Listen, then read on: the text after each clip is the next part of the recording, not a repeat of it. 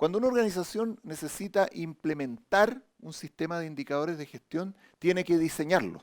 Los indicadores no nacen solos. Por lo tanto, aquí lo que tenemos que hacer paso a paso es, en primer lugar, determinar cuál es el hecho frente al cual nosotros queremos tener un indicador. Por ejemplo, nos interesaría tener un indicador del tiempo de demora o el tiempo que ocupa la mantención de una determinada maquinaria. No hemos llevado la cuenta hasta ahora. Así que, al igual que Pantaleón, hay que buscar cuál es la evidencia medible que deja este hecho. En este caso, la evidencia medible es el tiempo, lo que se demora el mecánico.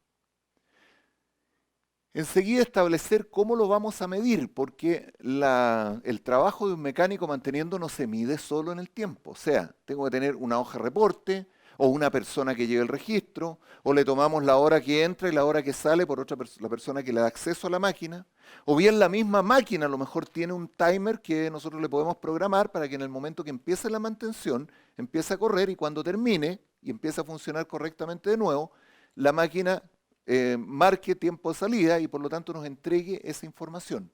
Vale decir, tenemos que tener un sistema para medir, y este sistema además nos tiene que entregar un registro, si no lo voy a tener que llevar a mano. Lo que es importante es que el sistema de medición sea objetivo y esté correctamente diseñado y que opere correctamente, porque si mis distintos cronómetros funcionan diferente, no voy a tener nunca la verdad. Lo mismo que el sistema de registro tiene que ser fiable, que la persona que anota sea una persona que no tenga ningún interés en que esa cifra sea mayor o menor. Que sea objetiva, porque si no, podría estarse dando el hecho de la trampa. No, que el que hizo la mantención es amigo mío, se demoró mucho porque andaba medio, se había tomado unos tragos, por lo tanto, en vez de poner que se demoró 6 horas, le voy a poner que se demoró 4. Entonces ese es un indicador mentiroso, porque no nos dice la verdad. Entonces, tanto la medición como el registro tienen que ser objetivos, no tiene que estar por ningún motivo un indicador cuestionado por nadie. Es decir, yo cuestiono esa cifra porque la persona que mide no es de mi confianza, entonces no sirve el indicador.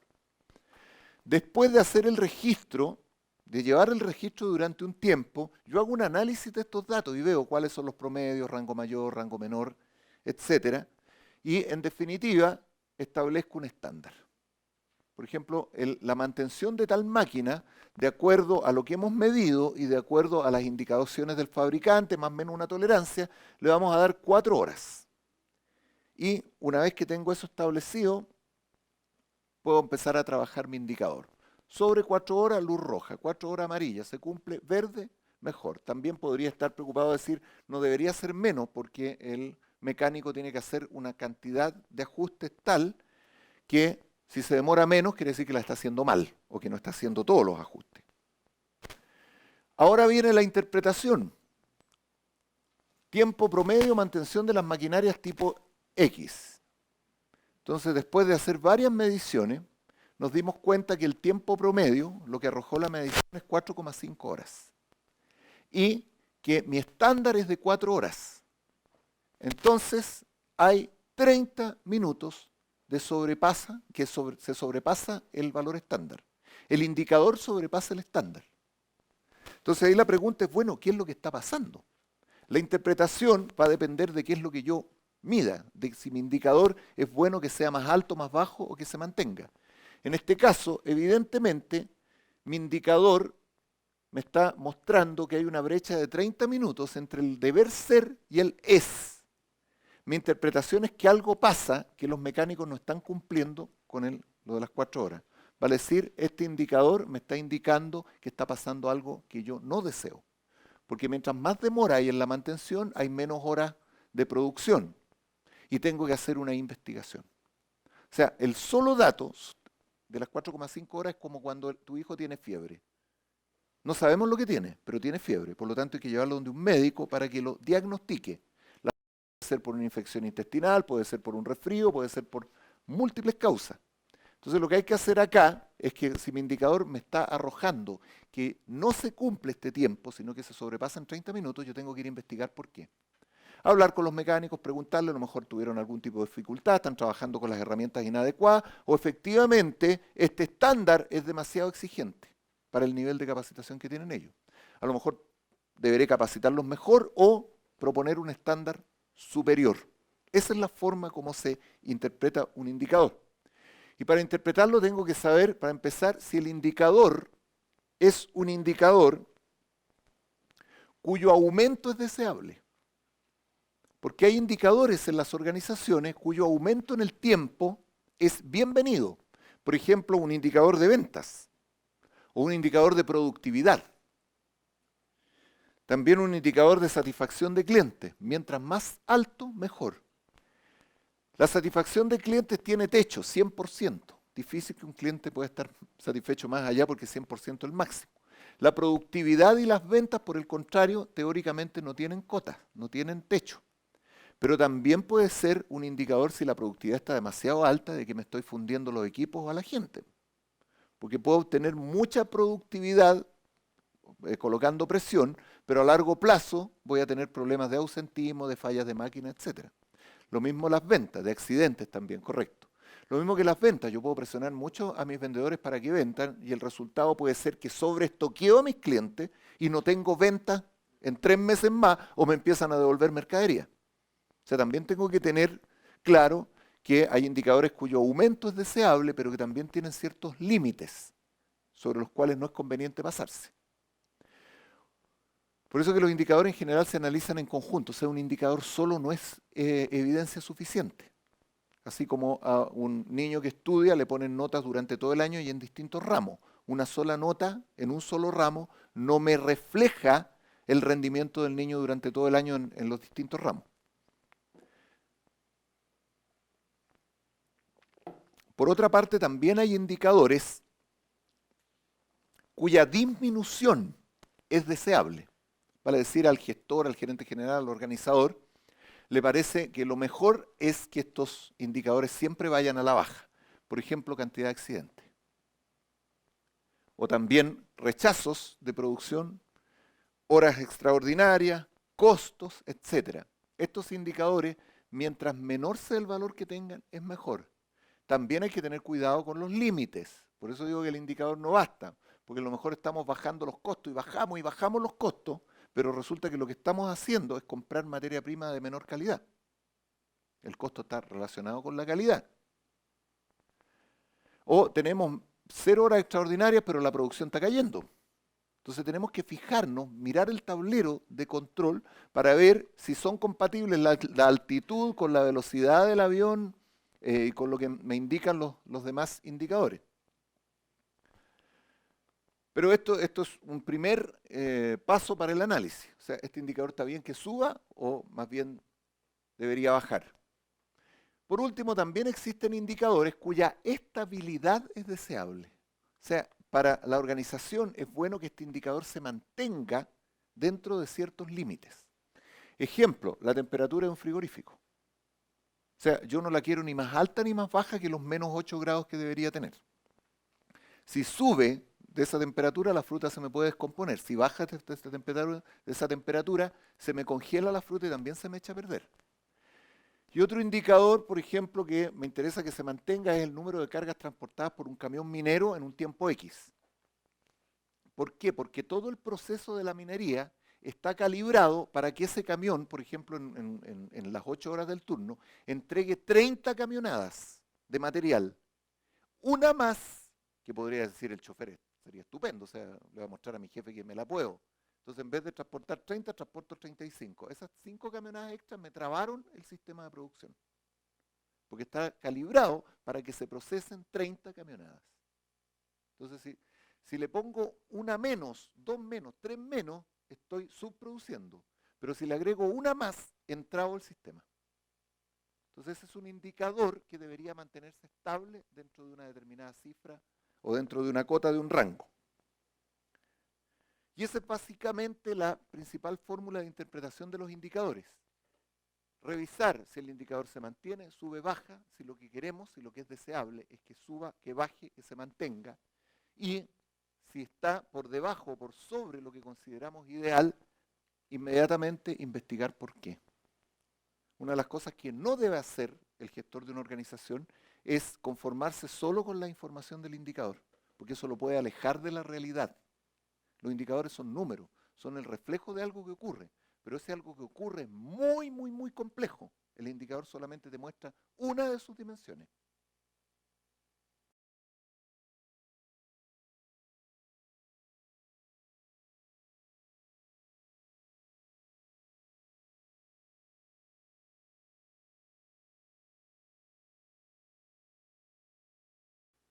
Veamos un ejemplo práctico que nos va a ayudar a introducirnos de mejor manera en este mundo de los indicadores.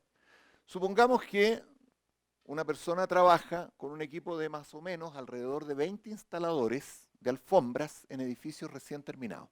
Ese es el trabajo de él.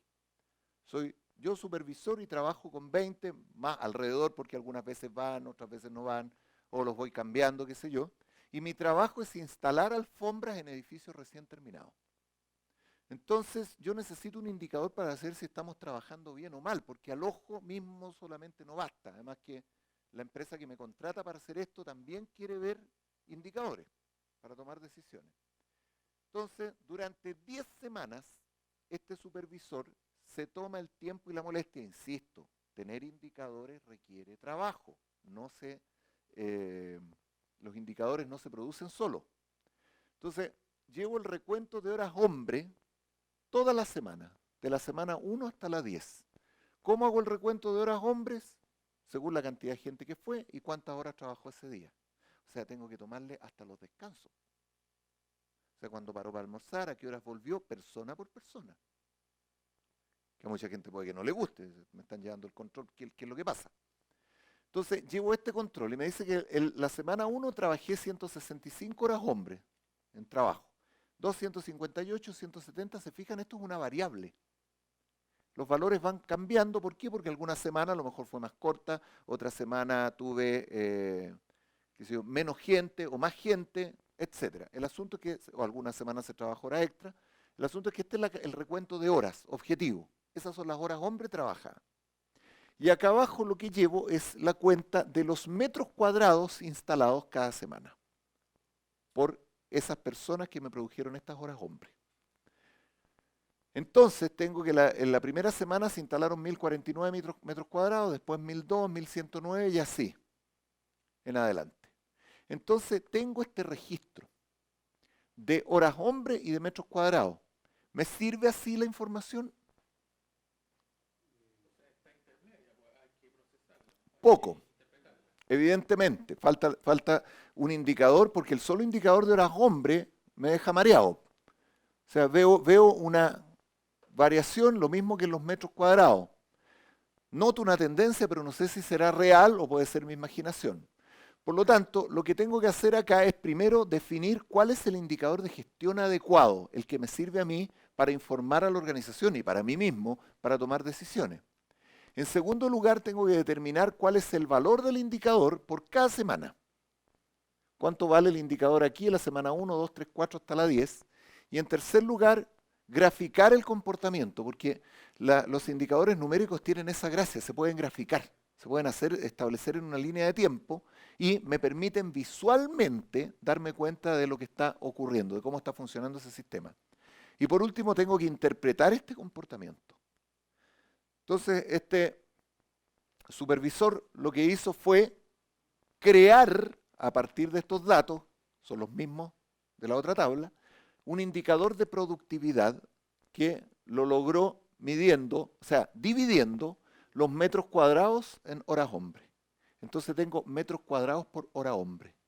En promedio, porque insisto, los indicadores te muestran solo grandes cifras, cada hora hombre se instalaron 6,2 metros cuadrados la semana 1. En la siguiente semana, 6,6. En la tercera se mantuvo 6,6. Y fue, como podemos ver, subiendo ese dato a medida que transcurrían las semanas. Por eso que no me sirve el indicador de número de personas, porque el número de personas es muy variable, pero las horas hombre las puedo llevar, o sea, me pueden indicar mejor, es un mejor parámetro de productividad. Si yo grafico esto mismo que está acá, tengo el indicador de productividad por mano de obra, donde tengo en el eje X las horas hombre y en el eje Y los metros cuadrados. Entonces el indicador es metros cuadrados por horas hombre y si ustedes se fijan, ¿sí? Perdón, tiene razón, la semana. Es un indicador en el tiempo. correcto. Obviemos eso. Es un indicador en el tiempo. La semana 1 y tengo el metros cuadrados por hora hombre, que sería ese eje. Vemos claramente que el indicador sigue la tendencia a la alta. O sea, va creciendo en el tiempo. Pero no de manera sostenida, sino que de manera intermitente. O sea, aquí estaba bien, subió, después bajó un poquito, volvió a subir, volvió a bajar, etcétera. Y aquí el Excel permite que al gráfico se le agregue una línea de tendencia. Lo hace el mismo gráfico. Y la tendencia saca un indicador estadístico acá que te muestra que en este caso la gráfica va hacia arriba. No sabemos lo que pasó a partir de la 10ª semana, pero está claro que el equipo humano fue siendo cada vez más productivo, partiendo de 6,5 6 y fracción metros cuadrados por hora hombre, 6,2 era el dato exacto, hasta los 8,5 en la semana 10. Ahora la interpretación va a depender de cuáles fueron los hechos que dieron lugar a este indicador, a estos resultados. Por ejemplo, a lo mejor este equipo era nuevo al principio y a medida que pasó el tiempo se fueron siendo más expertos. O a lo mejor hubo una intervención del jefe, una capacitación de por medio, o a lo mejor se encontró una manera de hacer el trabajo más fácil, etc. El asunto es que este indicador nos muestra que vamos por buen camino y evidentemente va a llegar un momento en que el indicador se va a estabilizar. O sea, cuando la gente llegue al máximo de rendimiento sin empezar a sufrir algún tipo de deterioro físico o algo así, tendría el máximo de rendimiento y ese más o menos debería ser mi estándar.